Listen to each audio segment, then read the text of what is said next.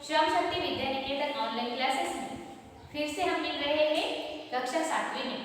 बच्चों, पिछले क्लास में हमने देखी कविता बंदर का धंधा और आज हम देखने वाले हैं पृथ्वी से अग्नि तक ये पाठ। और इस पाठ के लेखक है एपीजे अब्दुल कलाम, जो हमारे देश के राष्ट्रपति थे। बच्चों, एपीजे अब्दुल कलाम का जन्म एक गरीब घर में हुआ है। बचपन में डॉक्टर अब्दुल कलाम अखबार बांटने का काम करते थे। उनका पूरा नाम अबुल पाकिर जैनुलाब्दीन अब्दुल कलाम था। वो एक तमिल मुस्लिम कुटुंब में उनका जन्म हुआ था और उनके जो पिताजी थे जैनुलाब्दीन एक मस्जिद के इमाम थे और उनकी एक कश्ती थी। इस तरह से वो अपना गुजारा करते थे। और उनकी जो माँ थी आशिम माँ, एक घर पर ही काम करती थी। डॉक्टर अब्दुल कलाम के 3 बड़े भाई थे और एक बहन थी। उन्हें अपने भाई बहनों से बहुत ही लगाव था, वो उनसे बहुत ही प्यार करते थे। वो आखिर तक थोड़े थोड़े पैसे अपने भाई बहनों के लिए भेजा करते थे। इसी तरह से डॉक्टर अब्दुल कलाम की सीधी और सरल जिंदगी थी। डॉक्टर अब्दुल कलाम थे, उन्हें पढ़ाई में बहुत ही रुचि थी। जो गणित का विषय था, इस गणित विषय पर वो घंटों तक अभ्यास करते थे। घंटों तक इस विषय का वो काम करते थे। अब्दुल कलाम को भारत सरकार ने उच्च मिसाइल प्रोग्राम चालू करने के लिए प्रोत्साहित किया और इस तरह से अनेक मिसाइल प्रोग्राम में ये अब्दुल कलाम सहभागी थे। इसलिए उन्हें the missile man of the India भी कहा जाता है। और सबसे जो पृथ्वी और अग्नि ये मिसाइल है, ये सबसे ज्यादा समय और इन्हें ज्यादा पैसों का खर्च यानी आर्थिक खर्चा भी बहुत लगा था। यह उनकी जिंदगी की दिशा थी। इस तरह से आज हम इस पाठ में जो अब्दुल कलाम के नेतृत्व में अग्नि और पृथ्वी इन मिसाइलों का निर्माण हुआ था, उनका परीक्षण हुआ था, आज के पाठ में देखने वाले हैं। तो बच्चों, प्रथम हम देखते हैं अब्दुल कलाम का परिचय। तो चलो बच्चों, आज के पाठ को शुरुआत करते हैं। हमारे पाठ का नाम है पृथ्वी से अग्नि तक और वो इसके लेखक है डॉक्टर एपीजे अब्दुल कलाम। देखो बच्चों, डॉक्टर अब्दुल कलाम का जन्म 15 अक्टूबर 1921 में रामेश्वरम में हुआ था और उनका मृत्यु 27 जुलाई 2015 में हुई है। और उनकी रचनाएं हैं अग्नि की उड़ान, छुआ आसमान आदि। अब उनका परिचय हमने देखा ही है बच्चों, मगर उनकी जो रचनाएं हैं हम यहाँ देखेंगे। डॉक्टर अब्दुल कलाम जी ने राष्ट्रपति पद को विभूषित किया। अनमोल योगदान के लिए आपको भारत रत्न सम्मान प्राप्त हुआ है। प्रस्तुत आत्मकथा अंश में लेखक ने अग्नि के प्रक्षेपण में आने वाली कठिनाइयों को, वैज्ञानिकों के अथक परिश्रम को बताया है। तो बच्चों यहाँ देखो, स्वयं अध्ययन में आपको खुद ही करना है। किसी महान विभूति का जीवन क्रम वर्षानुसार बनाकर लाओ और पढ़ो, जैसे उनका जन्म, उनकी शालेय शिक्षा इत्यादि। तो बच्चों, इनमें तुम इंदिरा गांधी, महात्मा गांधी, पंडित नेहरू, लाला लाजपत राय, सरदार वल्लभ भाई पटेल, इन जैसी जो महान विभूति है उनका सहभाग कर सकते हो। उनके प्रति तुम जानकारी इसमें लिख सकते हो। तो बच्चों, इस पाठ को शुरुआत करते हैं। बालासोर में अंतरिम परीक्षण का काम पूरा होने में अब भी कम से कम 1 साल की देर थी।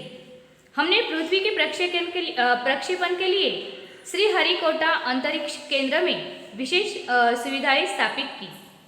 इनमें से एक लॉन्च पैड, ब्लॉक हाउस, नियंत्रण उपकरण तथा चलित दूरमिति केंद्र शामिल थे। तो बच्चों, जब इन सारे वैज्ञानिकों ने बालासोर में अंतरिम परीक्षण का काम शुरू किया, तो जो हमें सुविधाएं होनी चाहिए वह उन्हें उपलब्ध थी। इसीलिए उन्होंने जो ये मिसाइल थी उसके प्रक्षेपण का काम वहाँ शुरू किया था। जैसे विशेष उपकरण देखो बच्चों, जैसे लॉन्च पैड, ब्लॉक हाउस, नियंत्रण उपकरण कक्ष, इस तरह की जो सुविधाएं होती है वहाँ उपलब्ध थी। पृथ्वी उपग्रह को 25 फरवरी 1928 को सुबह 11:23 पर छोड़ा गया। यह देश के रॉकेट विज्ञान के इतिहास में एक युगांतरकारी घटना थी। निर्देशित मिसाइलों के क्षेत्र में एक आत्मनिर्भर देश के रूप में उद्भव ने संसार के सभी विकसित देशों को विचलित कर दिया। सामर्थ्यशील नागरिक अंतरिक्ष उद्योग और व्यवहार्य मिसाइल आधारित सुरक्षा प्रणालियों ने भारत को चुनिंदा राष्ट्रों के समूह में पहुंचा दिया था। देखो बच्चों, जब पृथ्वी उपग्रह को 25 फरवरी 1928 को सुबह 11:23 पर छोड़ा गया, तब जो हमारा भारत देश है वो जो सामर्थ्यशील देशों में उसकी गणना होने वाली थी, और जो निर्देशित मिसाइलों के क्षेत्र में एक आत्मनिर्भर देश के रूप में हमारा भारत देश दिखने वाला था। इस तरह से ये पृथ्वी का शुरू का प्रयास था।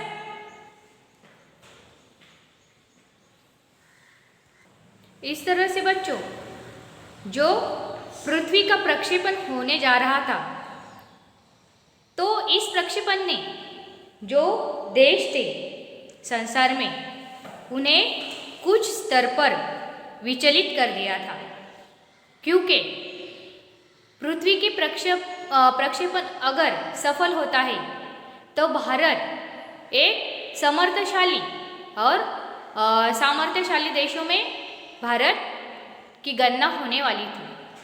आगे देखते हैं बच्चों, लेकिन क्या एक पृथ्वी ही पर्याप्त होगा? क्या 4-5 मिसाइल प्रणालियों का स्वदेशी विकास हमें पर्याप्त रूप से ताकतवर बना पाएगा? उसी समय अग्नि को एक टेक्नोलॉजी प्रदर्शन परियोजना के रूप में विकसित किया जा रहा था। देश के भीतर उपलब्ध समस्त संसाधनों को दांव पर लगाकर यही एक उत्तर था। अग्नि टीम में 500 से अधिक वैज्ञानिक थे और इन विशाल प्रक्षेपणों में अनेक संगठनों का नेटवर्क बनाया गया था। बच्चों, फिर विचार किया गया कि क्या भारत को सामर्थ्यशाली बनाने के लिए सिर्फ पृथ्वी का ही प्रक्षेपण काफी है? नहीं। क्या जो 4-5 मिसाइलें बनेंगी उससे सचमुच भारत देश बलशाली बनेगा? तो इसका उत्तर हम नहीं ही देंगे।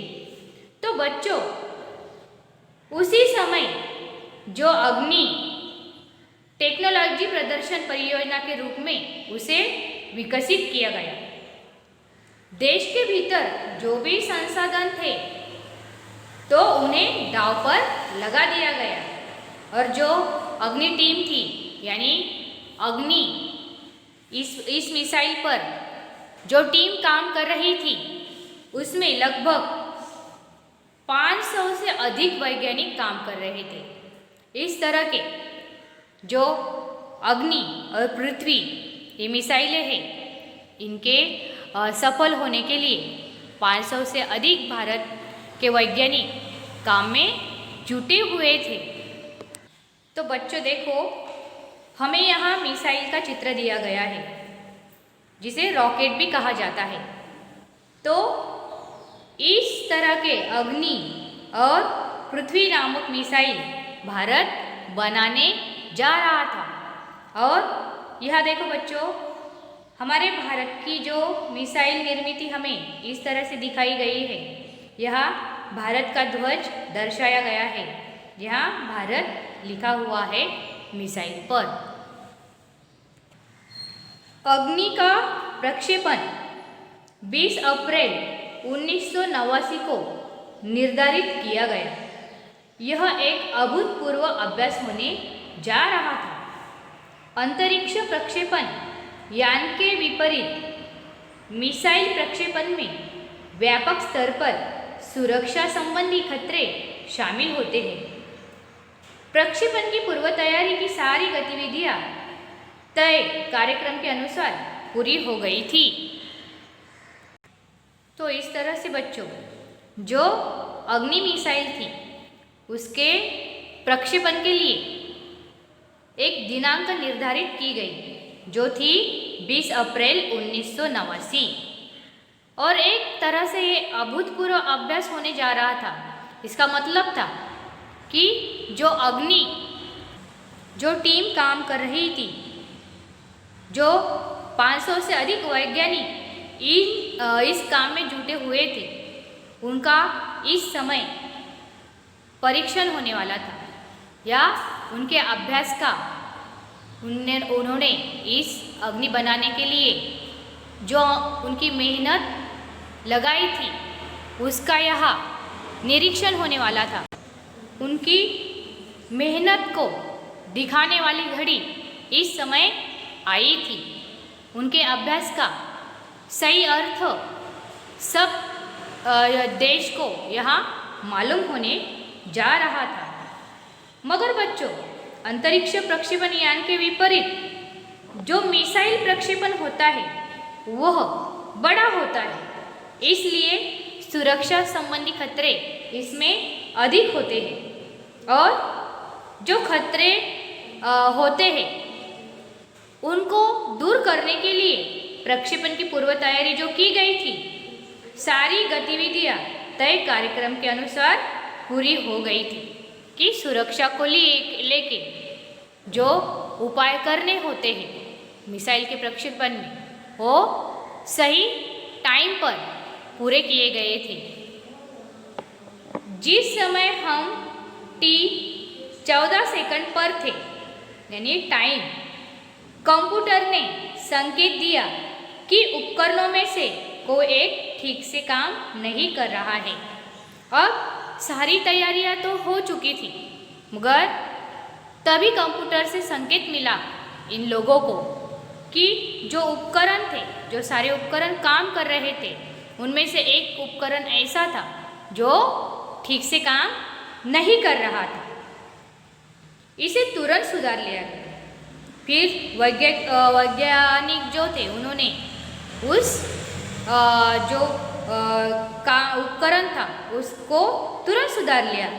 इस बीच निचली रेंज केंद्र ने होल्ड के लिए कहा।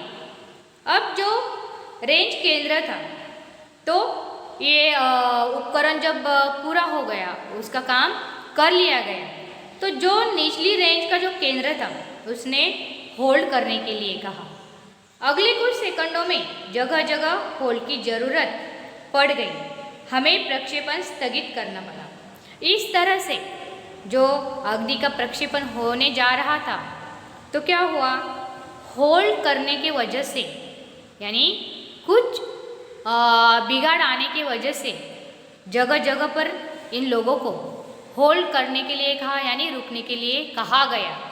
इस तरह से फिर अग्नि का प्रक्षेपण भी स्थगित करना पड़ा। बच्चों, उर्वरित पाठ का भाग हम अगले तासिका में देखेंगे। धन्यवाद बच्चों।